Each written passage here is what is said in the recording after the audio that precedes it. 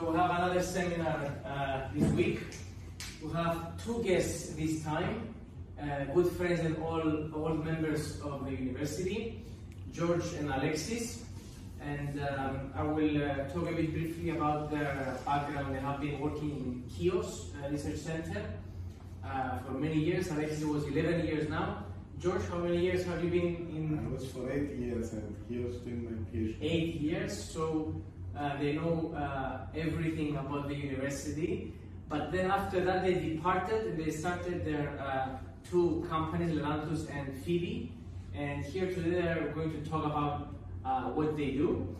The World Health Organization and the Global Health Observatory approximately said that 7 million people die every year, and compared to that, COVID-19 caused 6.15 million deaths.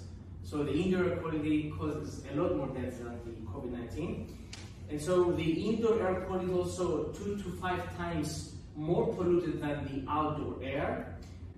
There are numerous indoor air pollutants, and these pollutants cause problems in our health, specifically chronic obstructive pulmonary disease, asthma, bronchiolitis, lung cancer, and many more. And so it is estimated that 4 to 7% of the total deaths in EU in 2018 were premature and attributed to air pollution. So the problem is the lack of infrastructure and active solutions to monitor this indoor air quality. And so these days they incorporated the indoor air quality as a certification criterion for buildings. And here we are to learn more about this interesting but also scary topic and ask questions at the end. Off you go. Thank you very much, Christopher. We are very happy to be here, and as you heard, we were part of the university and the KIOS Center of Excellence a few years ago, so we are very glad to be here on the other side now, because a few years ago we were learning more things like you're doing now. I had the chance to talk earlier with the rest of the people. Excuse me. Can you also introduce yourself, the background, because I had the chance earlier to know what the background of the other people are, just to be able to... I'm doing a Master of Intelligent Infrastructure Systems in KIOS. I'm working on my thesis now. My background is electrical engineering. Excellent. So it was good to asking you to introduce yourself, because now I know that we will continue in English, because it was my next question. If you prefer, the slides are in English, of course, but we could switch. Now we will stay with in English. We are here, George and Alexis. We are both engineers. We are hands-on engineers. So after completing our PhDs, and we both worked in the buildings domain. Mostly, Alexis had is an expert in the air quality monitoring. I was more in the more generic, addressing the building infrastructures in a more general way, in monitoring and control and decision support. Now, with Phoebe Research and Innovation and Levantus Innovations, we collaborate to address the indoor environmental quality domain. And this is why we are here today.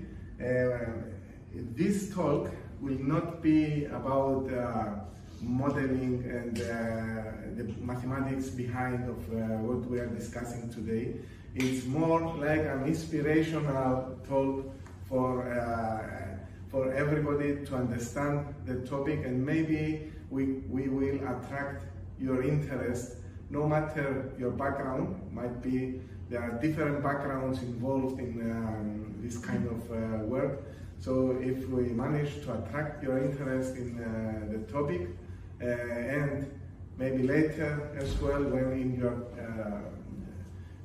job-seeking opportunities, we'll have the chance to collaborate as well.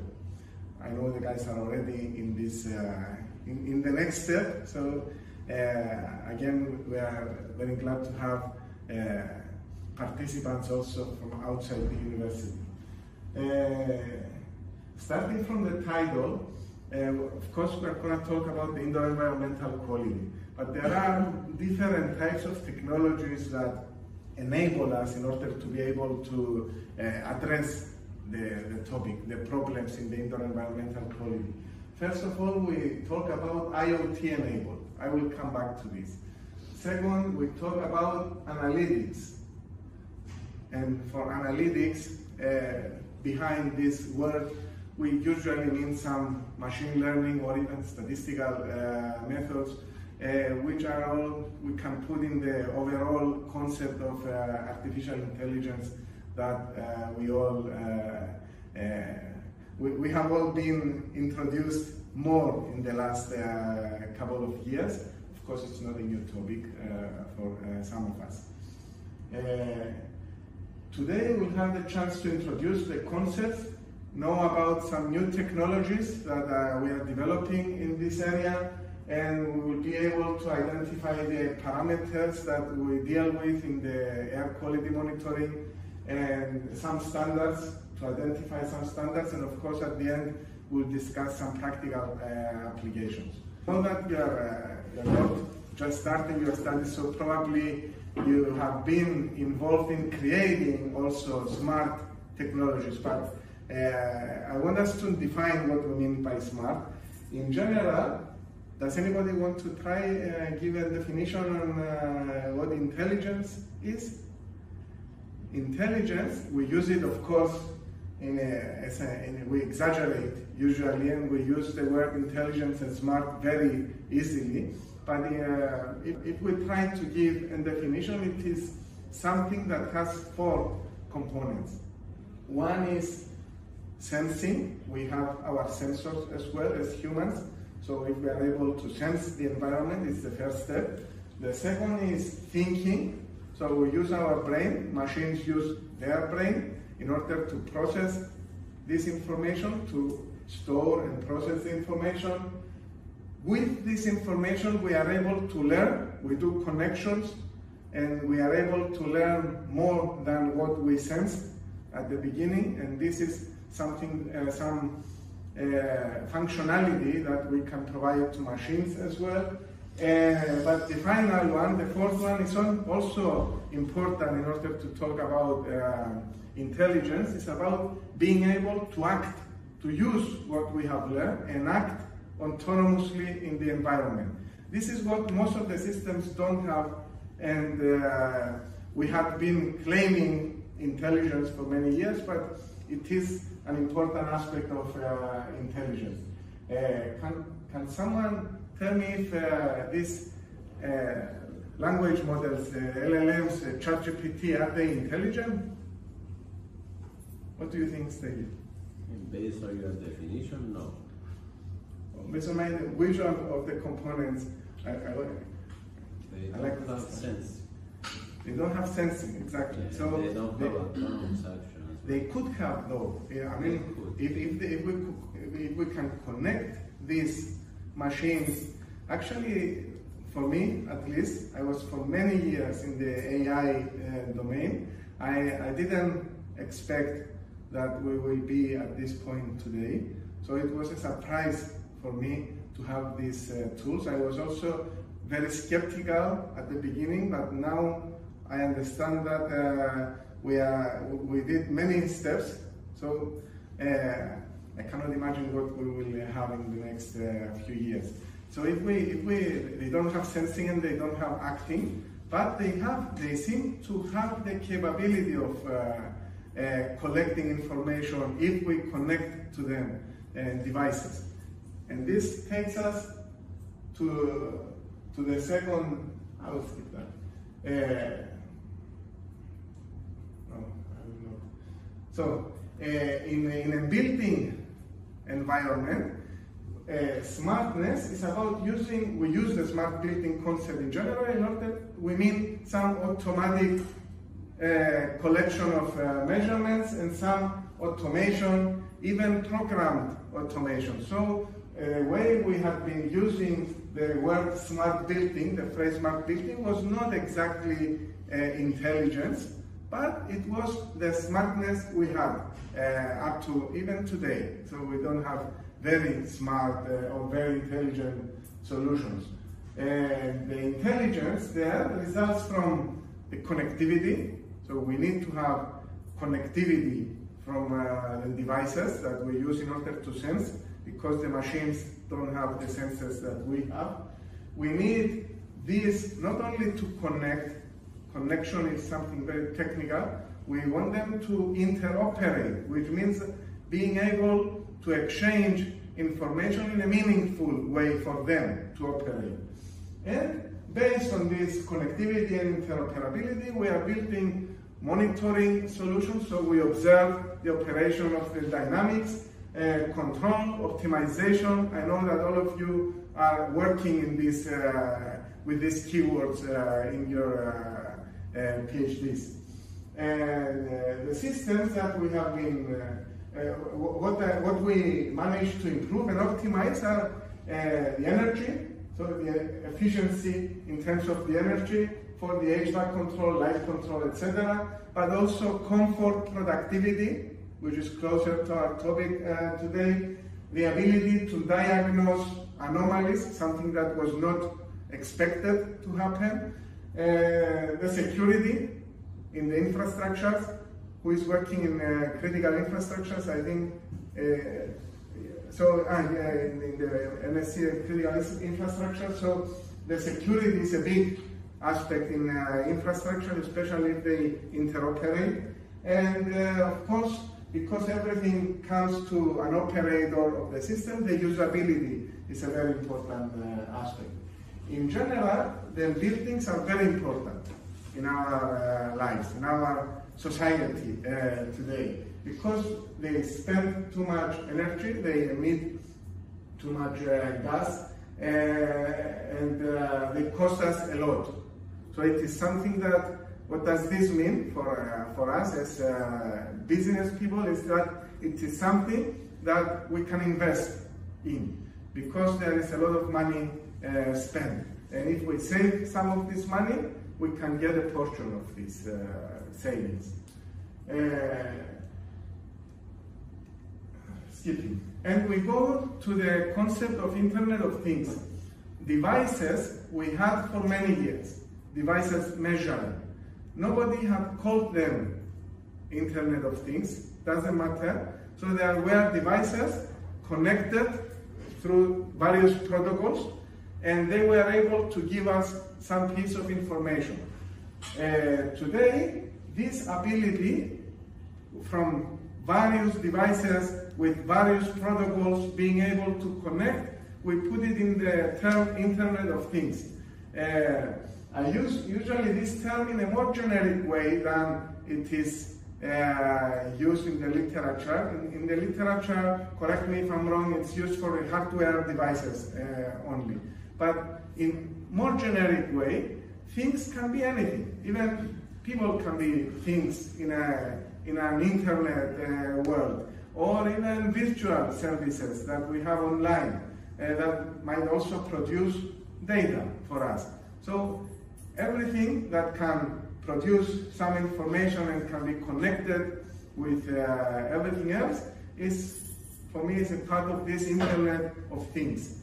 And these technologies, as I said, are not new, but the way we understand them today and the maturity that we have from these technologies enables us to talk about monitoring and decision support and control in the environmental quality or in all the other application domains we mentioned.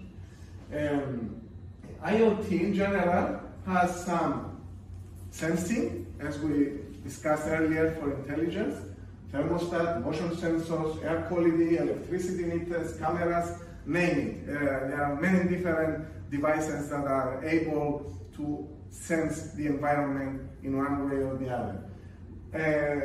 We need something in the middle, let's call them gateways or networks. It's what we use in order to transport this information somewhere to the brain, to whatever we call a brain, in order to process this information. And after we process this information, we need to act on the environment. And this we call actuators. We are not, the industry is not that mature in the actuators part as it is in the sensors part now. But it's becoming more mature. And with actuators, we mean like switches, the lights, we open and we turn on the lights, plugs, motorized valves, pumps in the water systems, for instance, and anything that we can use in order to change the state of a system, of an environment. With the ability to connect devices between them, and the ability to transfer this information and make sense of this information, we can think of various applications that are not pre-designed. For instance, if we have a system that controls the light, in the past we had the electricians, they came, they put some devices, they control through the wires with a protocol, NNX, what is called that protocol? Modbus, BACnet, KNX, and then you had the application of switching off on the lights, etc. But imagine a more free world now, where if there is a brightness sensor, a lighting sensor from your device, this could be used by a controller of the lights without the need to be pre-wired or pre-defined. And this is what the industry is, we are not there yet, but it's moving towards that. Or even the HVAC system, if the measurement of the opening of the window, the sensor fails of that specific system, we could have another sensor from a security system. So why not use that information? It's the same information. Or more indirectly, if we need the occupancy of a room and we only have the CO2 measurement in the room from another system, we can have an estimation. So we have machine plus some logic, some mathematics in order to estimate the number of people in a room. And it's enough reliable information in order to do some actions, probably. In general, in this domain we are working in the buildings, we have technologies like artificial intelligence, very generic term. There are many technologies under this. Part of this artificial intelligence is the machine learning, is technologies that we use in order to enable machines to learn. What we managed to have now with these large language models, they learn a lot. We have the mobile edge computing, some processing on the devices. We have the networks, advancements in the network infrastructure, the big data. I think we have it later as a term, diagnostics, predictive analytics, interoperability, etc. But in order to achieve this kind of intelligence and automation, it's not only about technology, it's also about changing our attitude against these technologies, the culture, the way we use these technologies, even with the artificial intelligence. It's how we use this tool. It's gonna be, we will find how to use it in the next years. If we are engineers, in the end, of course, you are doing PhDs, probably you have something in your mind for your next steps, your next careers. But as engineers, we could also be operating buildings. And in the past, this kind of job did not require what requires today. Today, for someone to be able to operate a building effectively, they need to have knowledge about the things that we discussed in order to give the most to the building. Imagine being able to understand data, to understand graphics, to understand decision-making algorithms. It's not the same, engineering profile is not the same as we had in the past. But the objectives are the same. What we always want to do is to increase the comfort of people. We want to save money or make money. In the end, it's all about money. It's not. It's a cost. Everything is about reducing or reducing a cost or increasing some value that will indirectly reduce our cost. There are 4 big challenges towards the implementation of these technologies. One is the security. The more technology we put and the more connectivity we put in these systems, we increase the risks for third parties entering into whatever we design. Privacy, protection, and data sharing, a big issue in the AI domain as well. With AI, I mean the new tools that we have. Big issues in legal terms as well. The big data. What do we mean by big data? If you are not familiar, it's data that are very heterogeneous. They are coming in different speeds, so they can be slow or very fast, and this creates challenges in managing, or in very big quantities as well, which is more obvious. And the interoperability. I remember these terms for more than 25 years, and they are still challenges. So nobody can say that we solved the problem of interoperability of data or interoperability of systems. It is still there. Even our devices that we have, Android, iOS, or whatever, they don't interoperate. They use different protocols. And now we go to the main part of this discussion. We call it air quality internal environment, or indoor air quality, or indoor environment quality. We are going to use these terms interchangeably for now. Our expert in our team is Alexis on the core of the topics, and this gives us a lot of confidence in order to developing the technologies. And this understanding is important. The air is very important, and this is something that it gives us the motivation to work with this aspect, the air, because it's very important for the humans, it's very important for our life.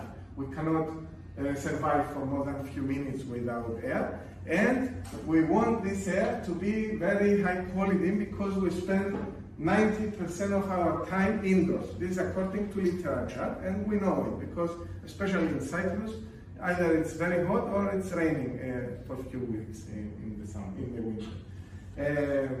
But the indoor air quality is also more polluted than the outdoor. So not only we spend 90% of our time indoor, it's also more polluted. And that's why we need to invest in order to make this higher quality.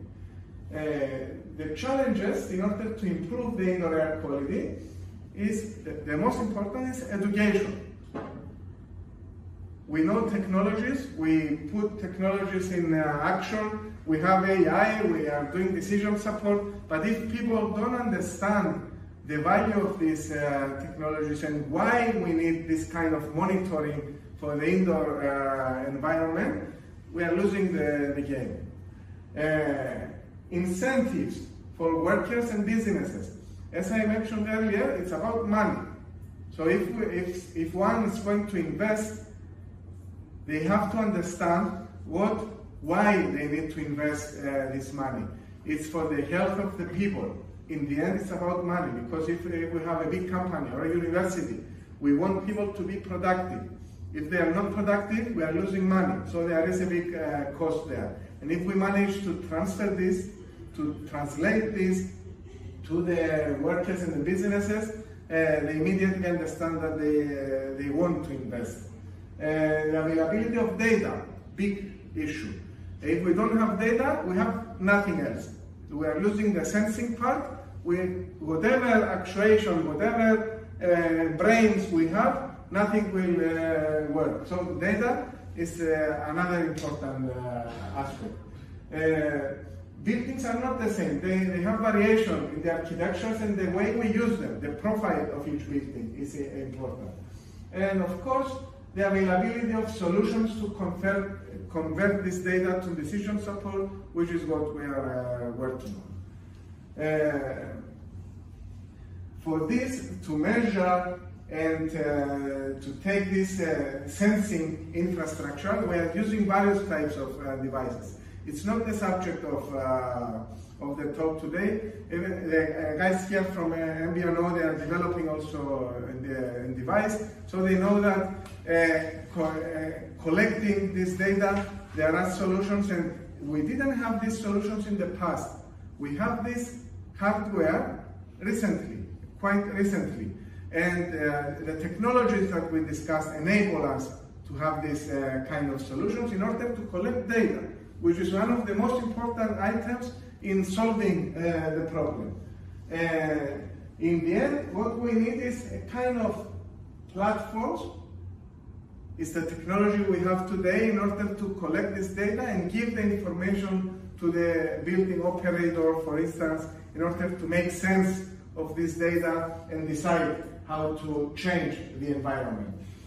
In indoor environmental quality, we are dealing with all these parameters. There are more, but these are the ones that are more common. Temperature, humidity, the carbon dioxide, volatile organic compounds. These are gases, various types of gases in the air. Guys here know better. The particles, depending on their size, it's the PM1, PM2.5, PM10. The carbon monoxide, which is more toxic than the previous one, and also other pollutants like ozone, nitrogen oxides, and formaldehyde. And however, the ones that are more common in the buildings that we are spending our time, this 90% we said, are these 5 bullets there. So the others you find in specific cases, in more specific cases. This affects the decision of investing in a solution. This table is nice. So it's a summary of all these, of the key of these parameters, and who produces these parameters? Temperature. Of course, we know that it's external conditions. In Cyprus, we know how temperature rises in the summer. Or a high occupancy of buildings. This helps increasing the temperature. The air conditioning. So the mechanical ways we have in order to monitor the temperature. In CO2, who is the producer of CO2? What is the source? It's us in the buildings. There are other sources, of course, but the main source of CO2, it's humans. So we produce CO2, we need oxygen, that's why we're good friends with the plants in indoor environments. Particulate matters, they come from various activities outside, or it might be also inside some of these activities, but it's dust that is produced by various activities. VOCs, again, they come from various chemicals or materials that we use in the indoor environment. Even the cleaning, when we have the cleaning in the morning, it depending on what we use for the cleaning stuff, it produces VOCs, or paints, or deodorizers, etc. It's important to know where these sources come from, because exactly if we have an issue, we know where to look for a solution to reduce one of these parameters. And there are various thresholds for this. There are various, in the literature, there is no single agreed standard that says these are the thresholds for every one of these parameters. However, in our research, we find various standards, we combine them, and we come up with suboptimal setting of thresholds, but which is safe for the human beings. We know that temperatures should be somewhere there. We also work on transmissibility of viruses in indoor environments, and we have also from literature combining some mathematical formulas, we find optimal conditions in order to reduce the possibility. We don't measure the viruses, but there is a literature on how to have the environment in a way that will reduce the probability of the viruses to spread, because the mechanism of spreading is known. And all these all these thresholds we use also in our feedback to the building operators. What is the impact of low indoor environmental quality? Temperature. Of course, we use devices, we use air conditions or other devices in order to bring the temperature to the comfort levels. So we have increased costs, complaints of people, you cannot work if it's too cold or too hot. Loss of instructional time. So if you're not feeling well, you're not concentrated in order to do your work. Humidity, increased maintenance cost of the building components, health-related absences from work, for instance, or from the university. The CO2 causes increased sick leaves, reduces critical thinking, very important in a university environment where we need the full power of our brain in order to produce something. The VOCs create health-related complaints. Even the smells that we have in an area, they contribute to that. Again, increased absences from the work. The PMs, again, disruptions and everything. So all this relates to money in the end, either for the university or for us as individuals or for an employer. Some more interesting aspects of CO2. I explained also that it's an indirect indication of the risk of virus. So it's one of the parameters that we use in the algorithms in order to estimate the transmissibility of a virus. This is work in progress, and we don't have it already integrated in our systems, but it's mature enough. It reduces the critical thinking ability by up to 70%. So it's not toxic in the sense that there is CO2 in the room, let's run outside. We can survive. And this is one of the problems here, because we don't realize that there is, now if we had a measurement here, we would observe increased CO2, probably above the 1,000, that is the threshold that we set for humans. The way to address this is by opening some window. Usually outside is much lower. And it makes us feel uncomfortable, and usually we think of other problems, but it's the CO2, and it's simple to solve. Or the PMs, it's already mentioned. Why we compare this to COVID, it's not to underestimate one or the other, it's to show you the magnitude of the importance. If a pandemic causes this kind of impact, the air quality monitoring causes, the quality of the air causes equal or more of this impact. So we need to pay attention to this aspect. Also, in various environments, there are also legal issues of maintaining the quality of the air. Solutions, I will stick for now to the real-time monitoring. There are different actions we can do, open windows, put some purifiers, etc. But if we don't know the quality of the air in our environment, and we don't know continuously, we have very limited information and we cannot really make correct decisions. For instance, in schools, we are doing work with deploying in schools, they have the windows open the whole day, the kids are cold or very warm in the summer because of the air quality issues. But what if they had continuous monitoring and they were able to know that with 5 minutes opening of the window, they would still have the same high quality in the space. In general, by monitoring the spaces, being able to optimally plan and control the environment, we increase the cognitive abilities of people, workers, students, or whoever in the room by a big percentage. The productivity, this is from literature, so these are not just numbers we came up with. They are coming from research and from literature that you can increase the productivity by 10%. This translates to money for every situation, not only for businesses. Reduction of sickness absences, too much. Reduction of recovery days, so how much you stay in a hospital after some episodes. Reduce electricity, so it even helps to save energy in certain situations. Not always, sometimes it increases.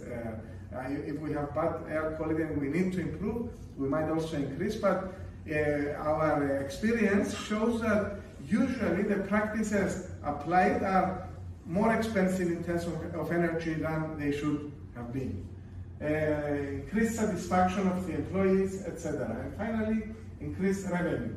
Imagine the mall businesses. They have all these people walking around. If they stay a little bit more, they will spend a little bit more. In general, the buildings are not the same. So we cannot say that we go in a building, we put these sensors and our platform and we leave. No. Every building is different. We have discussions with people. We understand how they use the building.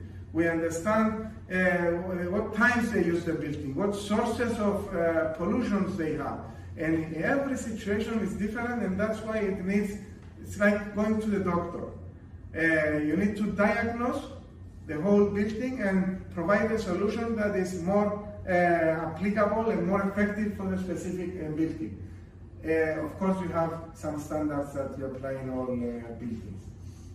And now we come to what we have created as a platform. We are finishing, so a few, 2-3 more slides. In order to address this challenge, as we said, we have the hardware and we measure things in the environment. What we do, we bring this information for the building operators in a platform. One thing of showing is quickly to see, in every floor, every room of the building, what's happening, if we have something outside the bounds, etc. If they want, they can click and see the data, but that's not the most important part. So this is a quick monitoring of what's happening in the building. Then we go further into developing, we have developed algorithms that measure comfort or health impact. These are not, so it's different for health and different for comfort. The parameters are different, the way we use the parameters are different. So it's not just an index there, it's an algorithm behind that comes from our work that helps us estimate these values. And this goes to the whole building, but also to each and every area in the building. And if there is an issue, you can dig into the analysis and find exactly which parameter causes this problem and seek for solutions. We don't have actuation at the moment for this. And something very interesting is also, okay, we measure, we have the devices and measure data, but what the real people in the room feel about this, about the environment quality. We collect this information as well with QR codes. We scan, we collect the information, and we show analytics to the building operator. So imagine combining what you measure with what your people feel and finding solutions. It's a very important tool for the building operators. There are many examples from installations that we have that people think that things are operating in one way, and when they have the data and they understand that they were doing something wrong. For instance, a place with very high CO2, extremely high CO2, nobody knew before, and finally they found why, the reason, and they solved it in one day. Not to mention the complaints that they had from the people, etc. Imagine how important it is for hotels, for instance. And all these are linked to the sustainability. It's very important now for every building and every business, every university, every kind of building operator to show that to comply with these sustainability goals. These are the UN sustainability goals, and the solutions that we provide are giving answers to these 3, 4, 5, 6, 7 sustainability goals. And this is something that actually means something for the businesses. There are also a number of standards out there that if one manages to have indoor environment quality that in proper terms, they can apply and get some of the standards. One that requires continuous monitoring is the reset one. Alexis is an accredited professional for this, and we use it exactly because it requires continuous monitoring, and which means that it's more detailed and more reliable for the building. Yeah, we fund our work through various projects in Horizon, from Research and Innovation Foundation here, from the Erasmus Plus, even we're creating training material for people, etc. Thank you for the time. I hope that you learned something new from this talk, and we are here for questions if there are any. And let's take on a breath and then exhale, more CO2 in the room. Okay, so any questions from the audience? No? Even if you want to say something that is not a question, a comment, or how this relates to what you're doing in your research, for instance. In the interest of CO2 exposure, we need to minimize the time in the question time. Definitely, we have high CO2 now. Yeah. So let me ask something from your experience. What about pets? Do you know how big is the impact, let's say, from pets indoors? From pets or to pets? From pets. From pets. And maybe 2 pets, if you want to answer 2 pets as well. Actually, I don't have specific knowledge of how pets. I will come to Alexis now. Probably he does have, but I don't have specific knowledge of exactly how they interact. But pets are breathing. Okay, they are like us, so they are producing CO2, and they add. Maybe not as much as we do, but they add to the concentration of CO2 at least. I don't know about other parameters, Alexei? And also resuspension of dust, because they have, usually more than 2 legs, and they move a lot. So resuspension of dust is actually, tiny particles is actually one major problem that Are they also helping in a way? The particles, the dust particles. They move the particles away from the room? I think it's worse for the pets because they are lower. Because we have a pet and it has dust. For them, yes, it's worse because they are also smaller organisms. Yes, so you should keep it clean for your pet, not for you. Yes, so that's why they contribute to making worse quality up there, but they also suffer from the bad air quality. There is a metric called exposure risk index that is used in public health, and when you compute this, there is a model on how to compute it based on data, and it gives you, let's say, the mortality rate. daily arrested life years. Yes, yes. So it will be important to show this kind of. And you give me now, I passed this item, but in general, it's not about I was in a room with high CO2. It's all about how much time you have stayed, you have been exposed to some parameter, and so how long, and how the magnitude of this exposure. So yeah, it's important. It's And- like a and smoking, you mentioned that's also, yes, in that Yes. in general. And you mentioned the mortality. We had a. No, I will give the question and then that's a joke. I will say it at the end. So I was thinking, the other thing I was thinking is about sleep. So let's say when you have one person sleeping in a room, let's say with closed doors and windows, I was wondering if there are any effects, if you have measured or if you have seen the literature, how the CO2 goes up. I think that would be interesting as well. It has to do with the activity in the building. That's why we mentioned it depends on how you use. I mean, a bedroom is different than a kitchen, different than a factory, different than other uses. So in a bedroom where you sleep, of course you have a different profile of exhaling and inhaling. So you affect the environment in a different way.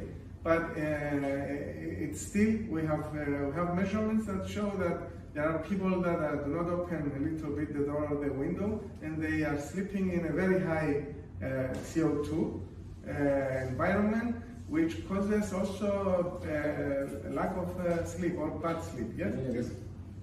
Can you say some more, Alex? Due to interest of time, I will ask one final question and then we can wrap it up. Obviously, this indoor quality is very important. We said of many health problems and indexes and numbers and so on. The question is, can you make a prediction in 5 years' time what technologies we will have, what technology we will need, and where Phoebe is contributing towards this better future? Yeah, excellent question. So it's a prediction, so we don't really know where we're going to be You are practically. important, George. So Yeah. in 5 years' time, we'll come and. My previous prediction was that the mobile apps, Android, iOS, will disappear, so it went very bad. So imagine what this will go. How about the air? I think that what we are even now looking at is how to utilize the AI more in order to help us, because in the end it's about making decisions, it's about understanding the data and making decisions. And so I'm sure that we will find the best ways or better ways of using the tools that we have, these large language models, in order to help us help the building operators and humans, but also the actuation part, which is something, probably the sensing part will be more seamless. So we will have sensors everywhere measuring, and we will be collecting the data without the trouble. And something that we don't have now and it's coming is the ability to act on the environment autonomously again, without the need of opening the window or doing some other action. So this is actuation part and the decision support part. Okay, well, thank you very much. Thanks for the invitation. Okay, see you next week. Have a good evening, everybody.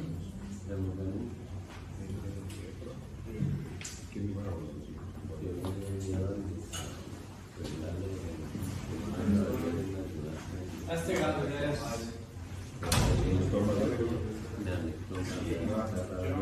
Exposure,